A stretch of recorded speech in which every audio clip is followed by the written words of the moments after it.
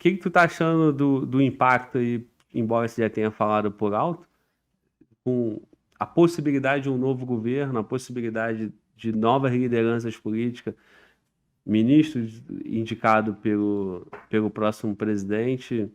Vamos lá. Primeira coisa, eu não acredito que o Brasil vai virar uma Venezuela, tá? Porque os nossos militares são legalistas. E o nosso militar não tem espaço político hoje para que eles possam construir um nível ditatorial que se espera como foi na Venezuela. Pelo mesmo motivo, eu não acredito também que os militares vão reconduzir Bolsonaro ao poder à força. Justamente porque os nossos militares são legalistas.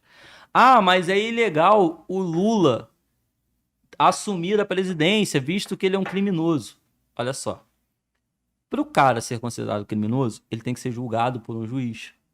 Infelizmente, eu também não estou satisfeito com a vitória do Lula, mas o Lula não é condenado de nada hoje. Ele responde a diversos processos. Mas condenado, ele não foi. Por quê? Porque o processo dele foi anulado.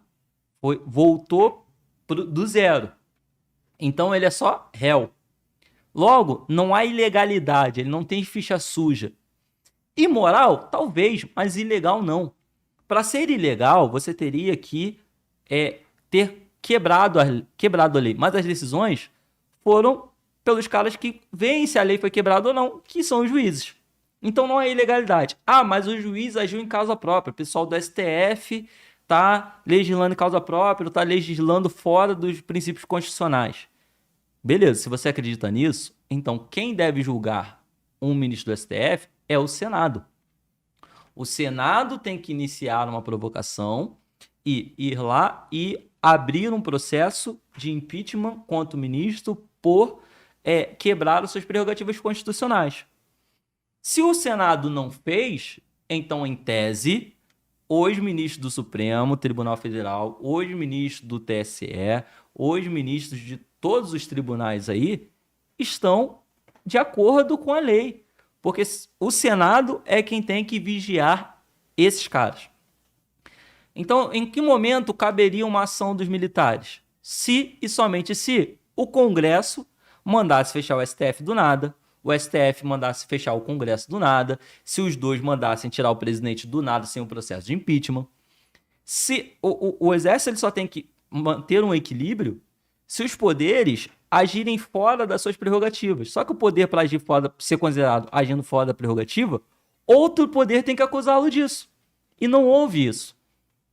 Agora, se você tem a seguinte situação, olha, um ministro do STF, o Senado, abre um processo de impeachment contra o Alexandre de Moraes, e aí fala, tira o Alexandre de Moraes de lá, e o Alexandre de Moraes manda fechar o Congresso, aí ok.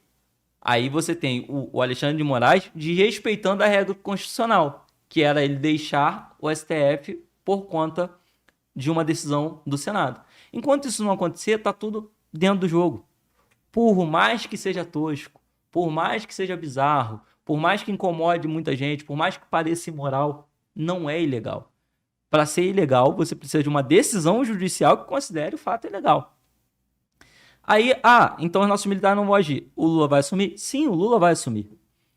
E aí, depois o que faz? O que faz é cobrar dos nossos deputados e senadores que nós elegemos esse ano para que o Lula errando, eles partam para cima dele com um processo de impeachment, para que eles derrubem decretos que sejam ilegais, para que o nosso Senado e a nossa Câmara Federal fiscalizem as ações do Lula.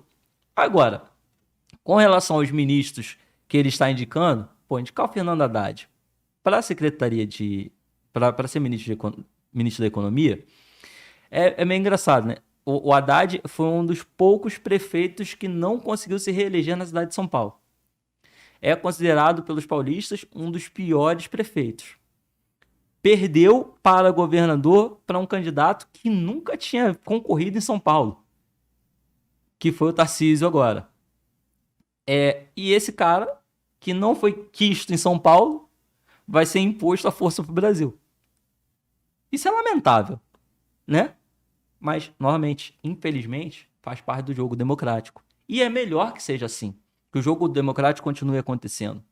Por quê?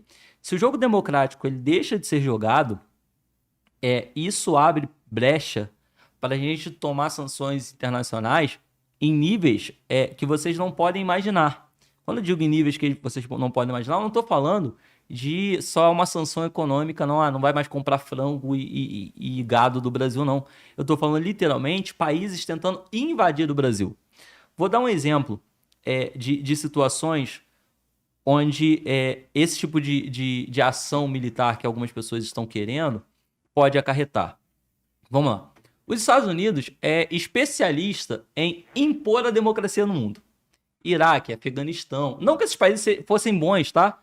Mas, assim, é dever dos Estados Unidos com o mundo garantir um mundo livre. Então, se os nossos militares agirem e conduzirem o Bolsonaro à força a uma reeleição, e os Estados Unidos não aceitarem isso, o que impede eles de invadirem o nosso país? Percebam, em 1964, quando os militares assumiram o poder, existiu uma frota americana estacionada perto dos nossos mares, aguardando o seguinte, olha, se os militares não tivessem tomado o poder em 64, os militares americanos iriam entrar no Brasil para evitar que o Brasil virasse uma extensão da União Soviética na América Latina. Tá? Isso é histórico, isso está registrado, vocês podem pesquisar. Vou citar um outro fato. Em 1992, existia um movimento pela emancipação das nações indígenas, a autodeterminação, na verdade, o termo, das nações indígenas, que é basicamente o seguinte, olha, eu sou índio, esse terreno aqui é meu e agora eu sou um país, tá? E isso ia acontecer dentro da Amazônia. Existia um processo assim e o presidente, à época, ia assinar um documento nas Nações Unidas reconhecendo esse direito de autodeterminação dos povos. Nesse meio tempo, enquanto o presidente estava se preparando para assinar esse documento, um avião civil passou e viu tropas americanas e um outro país na fronteira de Roraima, tá? E aí ele desce e informa a um sargento da polícia militar, esse sargento chama os oficiais da polícia, eles entram no avião, sobrevoam e vê essas tropas americanas lá. E aí eles informam o exército. Aí o exército faz o quê? Faz uma mobilização rápida para falar, ó, vocês não vão entrar aqui. Mas o que essas tropas americanas estavam fazendo ali?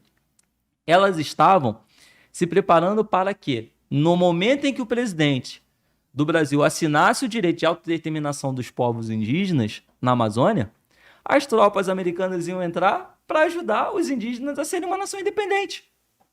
Isso já estava pronto. Então, assim, se você tem uma nação que não tem reconhecimento, o processo eleitoral não é reconhecido por órgãos externos, você abre brecha para que outros países queiram nos invadir em defesa da Amazônia, em defesa dos índios, em defesa da democracia, em defesa de qualquer coisa que eles quiserem defender. Tá? Então, literalmente, uma recondução é um risco à nossa soberania. Não seria bom para ninguém. Entendam, hoje, nós, apesar de todas as falhas, de todos os problemas, o nosso sistema democrático ainda está funcionando.